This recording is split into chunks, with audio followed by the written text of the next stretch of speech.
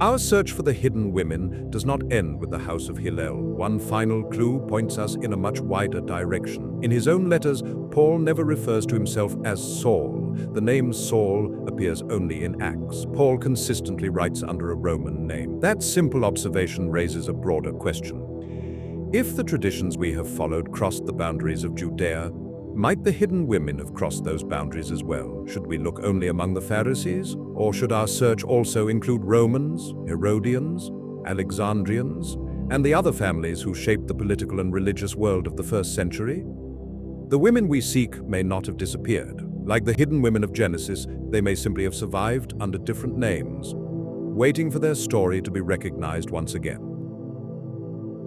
In the first century, different names did not necessarily mean different people. Consider Josephus. He was born Joseph, son of Matthias, into a Jewish priestly family in Jerusalem. After the Jewish War brought him into the Roman imperial world, he became the man history remembers as Flavius Josephus. Same man, different world, different name, and Josephus was hardly unique. People moved between Jewish, Greek, Roman, Herodian, and Alexandrian worlds. A person might be remembered by a family name in one tradition, a Roman name in another, or by a title that eventually came to be treated as a name. That creates a problem for our search. If we assume that every different name must represent a different person, we may never recognize the people we are looking for. Perhaps the hidden women did not disappear at all. Perhaps we have been looking for them under the wrong names.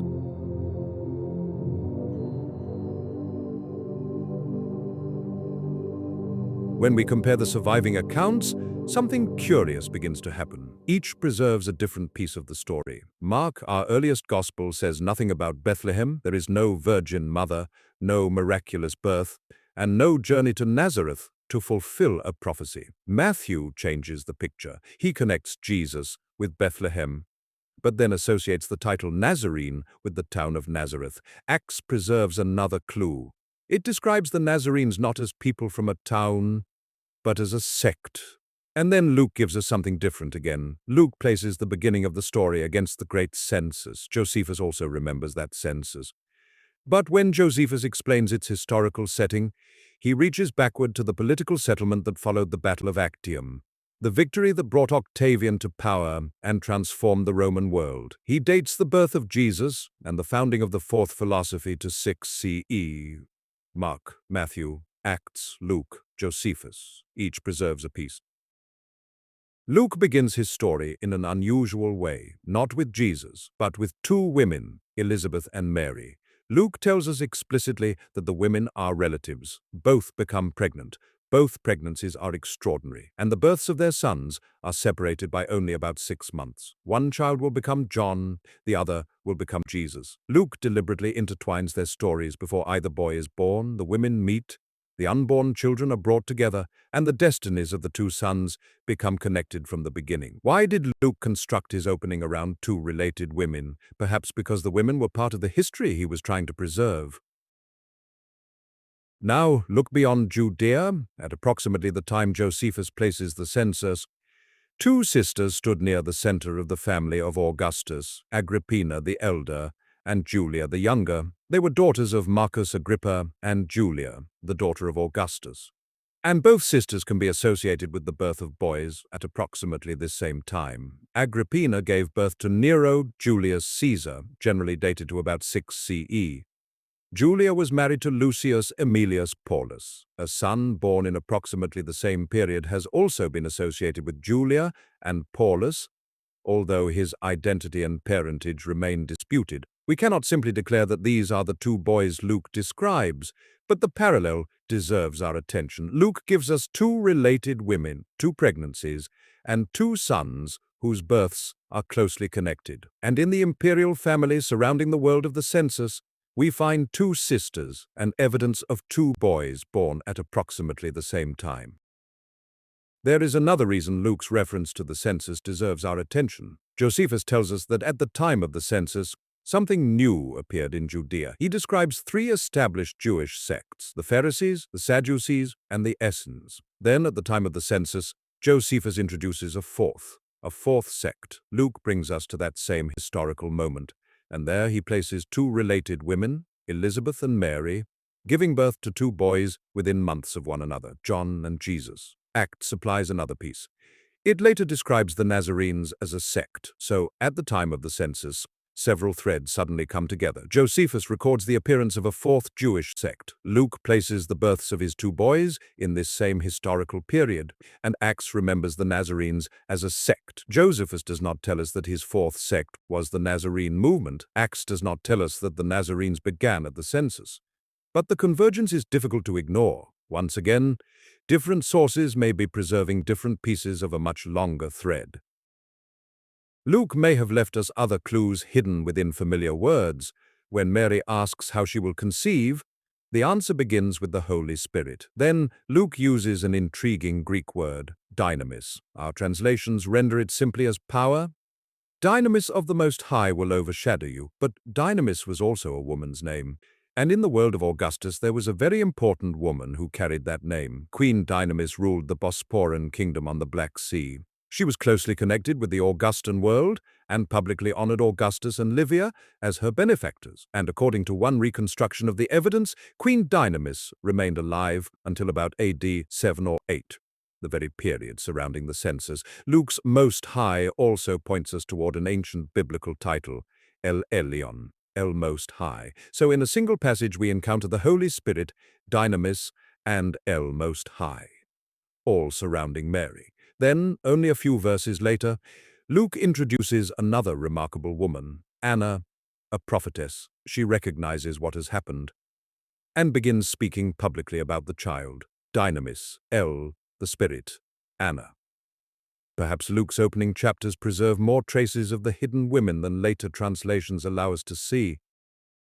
And Dynamis and Anna are only the beginning. Again and again, Luke brings women forward. Elizabeth and Mary open the story. Anna becomes a prophetess who speaks publicly. Mary and Martha become disciples and friends. Luke names Mary Magdalene, Joanna, connected with the household of Herod, Susanna, and many other women who traveled with Jesus and supported the movement from their own resources. A woman searches for her lost coin. A widow demands justice. Another widow gives everything she has. A woman bent for 18 years is restored, and Jesus calls her a daughter of Abraham. As he approaches his death, Jesus turns to the women following him and calls them daughters of Jerusalem. And when the tomb is found empty, Luke again places women at the center: Mary Magdalene, Joanna, Mary the mother of James, and the other women with them. In Luke, the women are no longer silent figures standing at the edge of the story. Again and again, they step out of the shadows. But this brings us to an important distinction. Micah's two prophecies belong to the story we have been following, the ancient story with its ancient names: Joseph, the great mother, daughter, Jerusalem, the Messiah. But if these ancient stories were brought back to life in the 1st century, the people who performed those ancient roles were living men and women, people with families, political connections, Roman names, Jewish names, and perhaps more than one name by which history remembers them. The ancient story supplied the roles, but real people wrote the drama, planned its performance, and stepped into those roles. Joseph could return as Jesus, son of Joseph and son of the Elohim. The great mother could return through another woman. Daughter Jerusalem could walk the streets of Jerusalem again. Our task, then, is not merely to recover the story, it is to identify the people who brought that story back to life.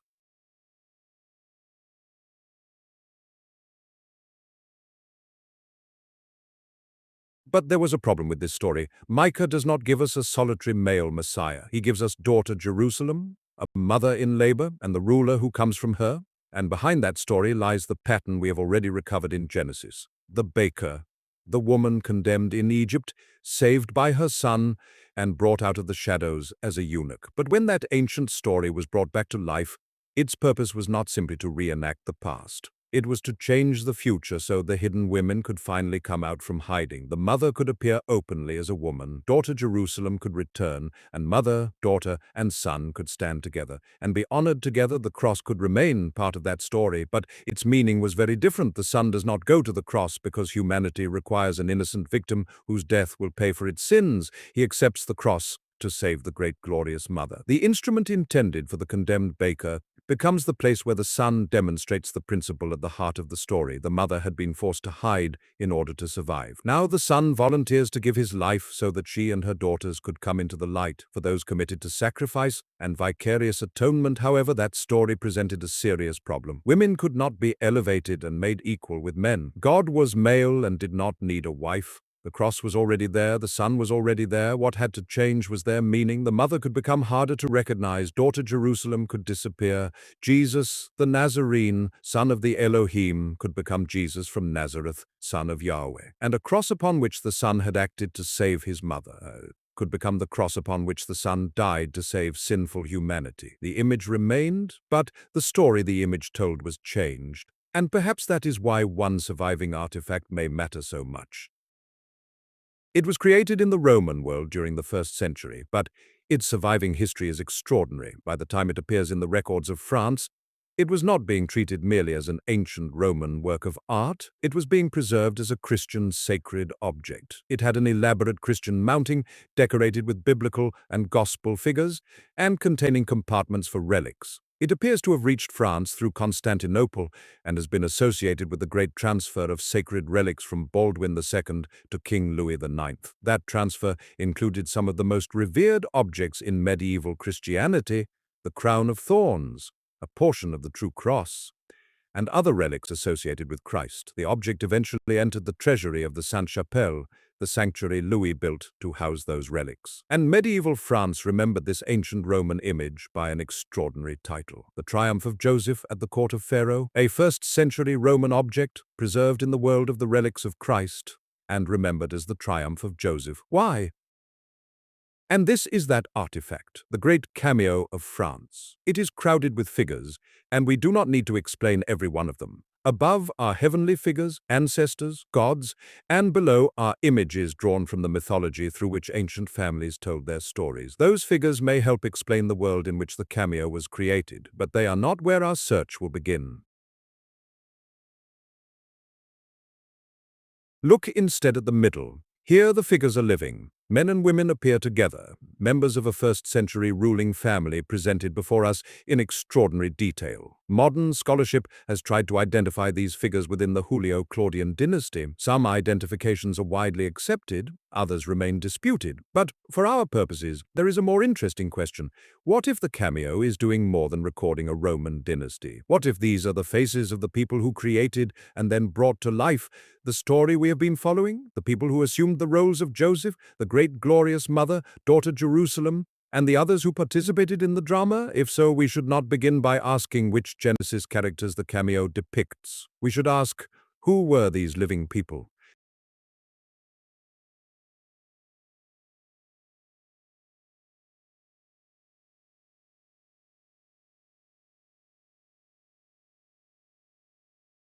Now let's look more closely at the figures at the edges of the Cameo. Near the center is a figure known as the Lares of Augustus. Its presence suggests that we are witnessing a coronation, the transfer of imperial authority within the family of Augustus. And the other clues may tell us which coronation. On the left, a woman holds a scroll. We identify her as Julia, the younger sister of Agrippina. Julia had been exiled following accusations of a scandalous affair.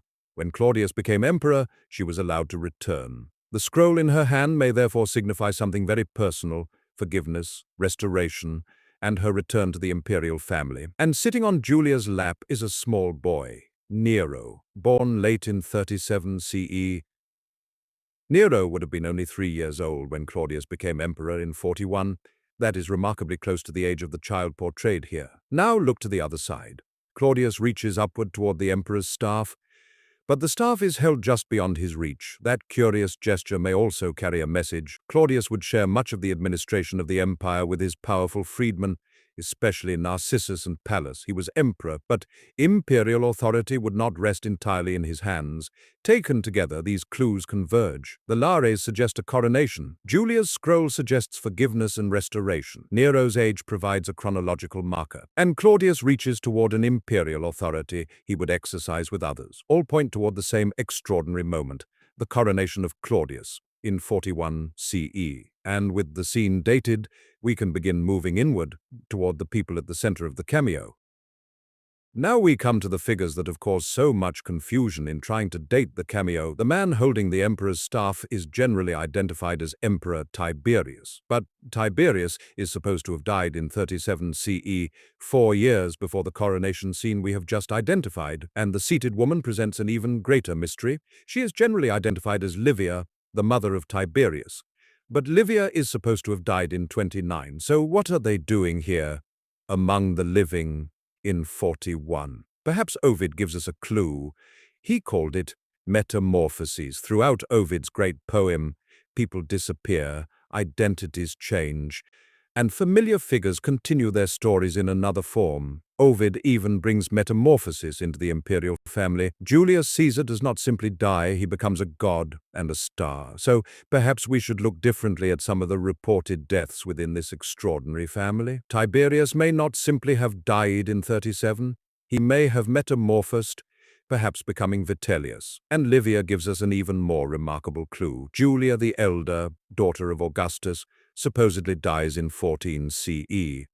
But in that very same year, Livia acquires a new identity, Julia Augusta. Julia disappears, and Livia becomes Julia. Perhaps that is exactly what happened.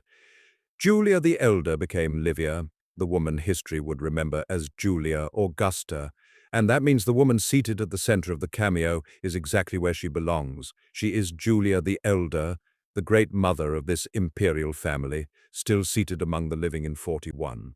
And she will not be the last person on this cameo who is supposed to be dead. The next two figures are generally identified as Germanicus and Agrippina the Elder, but once again, both are supposed to be dead by 41. Germanicus reportedly died in 19 CE, Agrippina in 33. If this is the coronation of Claudius, what are they doing among the living? Perhaps Ovid has already given us the question we should be asking, not when did Germanicus and Agrippina die, but who might they have become? At approximately the time Germanicus disappears from history, another extraordinarily wealthy and powerful man appears in Alexandria, Alexander the Alabarch, and Alexander had a brother whose writings would become enormously important to both Jewish and Christian thought, Philo. Both were connected with the imperial family. Both belonged to the world that eventually brought them to Rome. And in 41, when Claudius became emperor, Alexander was released from the imprisonment imposed upon him by Caligula. Philo had already come to Rome. So, if Germanicus and Agrippina had undergone the kind of metamorphosis we have been considering, Alexander and Philo give us two remarkable identities to investigate. Now look more closely at what is happening between these two figures. Germanicus and Agrippina are not simply standing beside the new emperor, they are being handed something, the shield associated with Zeus and Athena. And that may be another enigma. If Germanicus and Agrippina had metamorphosed to become Alexander and Philo, their identities may have changed again when they entered the household of Claudius. Claudius became famous for sharing extraordinary power with his freedmen, two in particular, Narcissus and Pallas. The names themselves may contain the clue. Narcissus and the man of mythology who loved his own reflection, perhaps a tongue-in-cheek companion to the teaching, love your neighbor as yourself, and Pallas, the name of Pallas Athena, a goddess who could appear in disguise, and whose presence we have already encountered in connection with Juba's mysterious daughter. Now look again at the cameo. The shield of Zeus and Athena is being passed directly toward the figures identified as Germanicus and Agrippina. Perhaps the artist is telling us who they had become: Alexander and Philo, Narcissus and Pallas, a man and a woman whose changing identities allowed them to remain close to imperial power and, under Claudius, to share in its administration. But those may not have been the only roles they played. Alexander may also have played Jesus the Nazarene, and Philo, Mary Magdalene, daughter Jerusalem. That possibility makes one of the strangest sayings attributed to Jesus suddenly much less strange. In Thomas 114, Jesus says of Mary, "I shall make her male, so that she too may become a living spirit resembling you males." Perhaps the hidden woman had done exactly that. But Alabarch Alexander was not the only identity we have encountered for this man. Our search for the historical Jesus led us earlier to Jerusalem and to Gamaliel. Gamaliel was the grandson of Hillel, a leading figure among the Pharisees and a man whom Acts places at the center of religious authority in Jerusalem. In our reconstruction, Germanicus Alexander the Alabarch and Gamaliel were the same man. And Gamaliel performed another role, Jesus the Nazarene. That brings together two worlds that history normally keeps apart. The imperial family of Rome, the great Jewish family of Alexandria, and the house of Hillel in Jerusalem. Different names, different places, different roles, but perhaps the same man. And there is another clue that will become important when we turn to Paul. Acts introduces a mysterious man called Bar Jesus, literally, son of Jesus. If Gamaliel played the role of Jesus, then Bar Jesus may be telling us something very specific. His father Gamaliel was the first to play the role of Jesus in the annual celebration of the Great Mother, daughter Jerusalem, and the Messiah of Peace. Now look again at the figure seated on the floor beside the Empress. Why is her middle finger directed toward him? From 37 to 41, Gaius Julius Caesar Augustus Germanicus, also known as Caligula, was emperor of Rome. Near the end of his reign, Caligula imprisoned Alexander the Alabarch for reasons that remain unclear. Philo came to Rome during this same period, seeking relief from Gaius. Then, in January of 41, everything changed. Caligula was reportedly assassinated. Claudius became emperor, and one of Claudius's first actions was to release Alexander from prison. If the Cameo commemorates the accession of Claudius, the timing becomes extremely important, because the dejected figure beside the throne does not look dead, but he does look defeated. Perhaps the Empress's accusing finger is telling us exactly who he is, and perhaps Caligula's story did not end with an assassination in January of 41. And then there is the axe. We did not go looking for an axe on the great Cameo. An independent scholarly analysis had already noticed what appears to be the handle of an axe associated with this mysterious figure. When we enlarge the photograph, we can see why. A long, straight shaft runs vertically beside him. Near its lower end, the carving projects outward into a wedge-shaped form, exactly where we would expect the head of an axe. And that is an extraordinary attribute to find beside the figure we have identified as Gaius Caligula, because our investigation has already led us to another name for Gaius.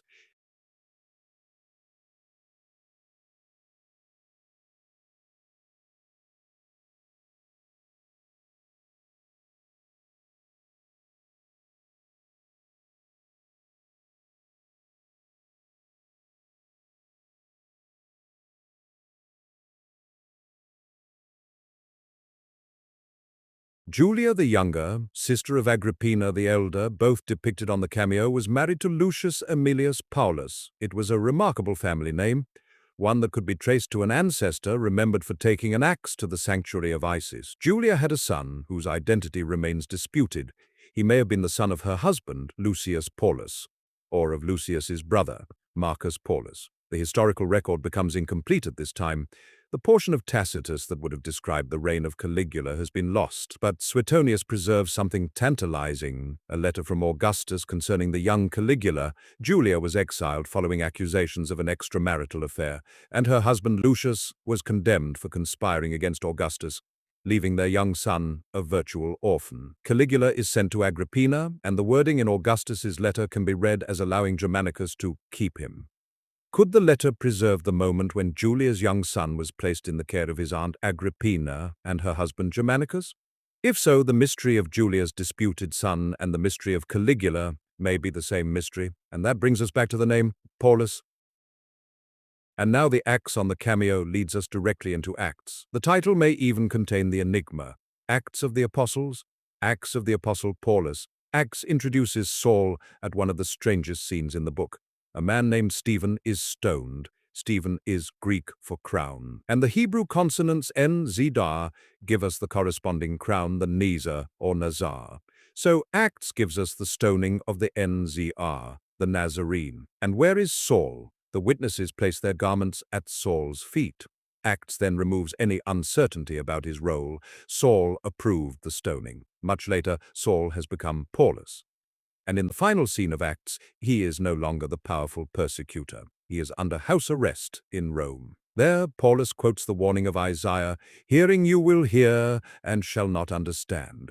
But Acts stops before Isaiah finishes. Continue reading Isaiah, and something remarkable happens. The great tree is felled, but its destruction is not complete. A stump remains, and Isaiah tells us, The holy seed is its stump. That is the part Acts does not quote. The tree could be cut down, the Great Mother could be hidden, the Nazar could be stoned, but the stump remained, and the holy seed survived. And now the object hidden beside the captive figure on the cameo takes on extraordinary significance. The instrument that felled the tree was the axe, and the man associated with that axe was Paulus. Long before the 1st century, a man bearing the name Lucius Aemilius Paulus was remembered for an extraordinary act. When others hesitated to destroy the sanctuary of Isis, Paulus took up the axe and struck it himself. Isis was the Great Mother. A few generations later, another Paulus would take an axe to another tradition of the Great Mother. The story we have recovered honored three figures together: the Great Mother, daughter Jerusalem, and the Messiah of peace. But Paul's version of the story was very different. The mother's role was diminished, daughter Jerusalem disappeared, Jesus the Nazarene, son of the Elohim, became Jesus from Nazareth, son of Yahweh.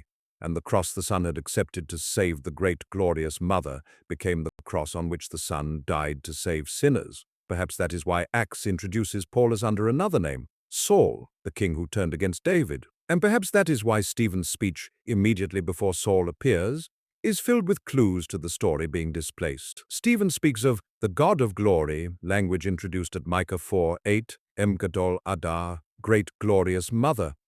And Stephen declares that the Most High does not live in temples made by human hands. The Most High, El Elyon, the God we have encountered as El Shaddai.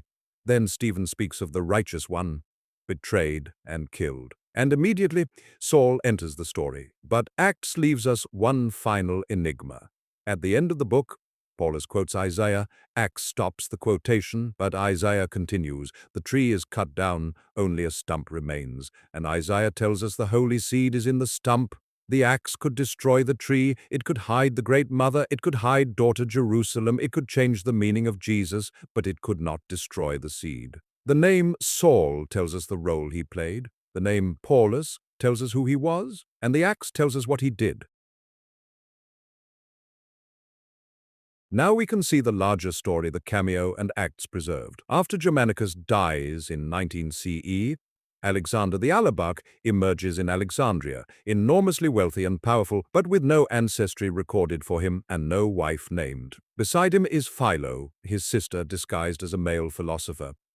After Caligula imprisons Alexander, Philo travels to Rome, appeals to Tiberius and Julia, and Caligula is removed from power. Alexander and Philo fade away after Claudius is coronated. But on the Cameo, Claudius shares the symbols of imperial power, the staff of Zeus and the shield of Athena, with two extraordinarily powerful imperial freedmen, Tiberius Claudius Narcissus and Marcus Antonius Pallas. Claudius shares the staff of Zeus with Narcissus and the shield of Athena with Pallas. Narcissus and Pallas oversee the great projects of Claudius, the harbor, the aqueducts, the grain supply, the machinery of an empire entering a new golden age.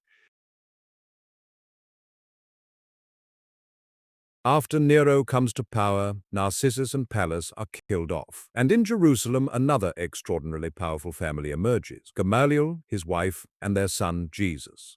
The house of Hillel again stands at the center of the story, but their old enemy has survived as well. Acts 22:3 places the words in Paul's own mouth. I was a zealot for Theou. He then says that he persecuted the way unto the death, binding and delivering into prisons both men and women. In the letter to the Galatians 1:14, Paul says he was exceedingly a zealot for the traditions of my fathers. The language matters. The way is the way of the Nazarene, zealous, zeal. Zealots, one of the driving forces in the revolt against Rome, their refusal to compromise helped turn Jerusalem into a battleground not only against Rome, but among rival Jewish factions within the city. In 70 CE, the struggle ended with Jerusalem devastated and the temple destroyed. But the conflict was far older than Rome. It is as old as Judaism itself. We have followed it from Genesis, from the struggle between Elohim and Yahweh and Cain's murder of Abel, across centuries in which the names changed, but the conflict remained. Then the Cameo gives us a family and a plan for peace, and we can follow that family from Rome to Alexandria, back to Rome, and finally to Jerusalem. Germanicus became Alexander, Narcissus, and Gamaliel, and he was called Jesus the Nazarene, Agrippina became Philo, Pallas, and the hidden mother of Gamaliel's son, Jesus. And she was called Mary the Magdalene.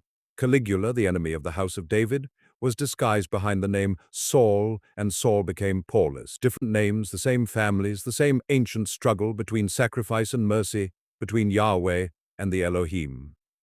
The Cameo preserved the family, Josephus preserved the war, Luke and the author of Acts preserved the enigmas and pointed us to Theophilus, the theologian Philo, for the system to solve them. But the Cameo does not show us only the living. Above them is another world, the world of their ancestors, and perhaps something more, because in our reconstruction, these are not merely the people from whom this extraordinary family descended, they may also be the people who began writing the story. The axe could change the story, it could change the names, it could hide the women, and change the meaning of the sun, but it could not erase them, because someone left us this, the great Cameo of France, revealing the people who played the role in the celebration of the triumph of Joseph at the court of the Pharaoh. Not merely a portrait of an imperial family, but a record of its story. In the world of the living, the Great Mother, daughter Jerusalem, the son who played Jesus the Nazarene, and the men and women whose changing identities we have followed, and above them, their heavenly ancestors, generations of a story reaching backward through the imperial family until we encounter the greatest mother of them all, Queen Cleopatra. The written histories changed their names, they announced their deaths, but not their metamorphoses. They turned women into men and transformed one story into another, but the artist did something very different. The artist preserved the family. Here they remained, hidden in plain sight for nearly 2,000 years. And now, the hidden women have been brought back into the light.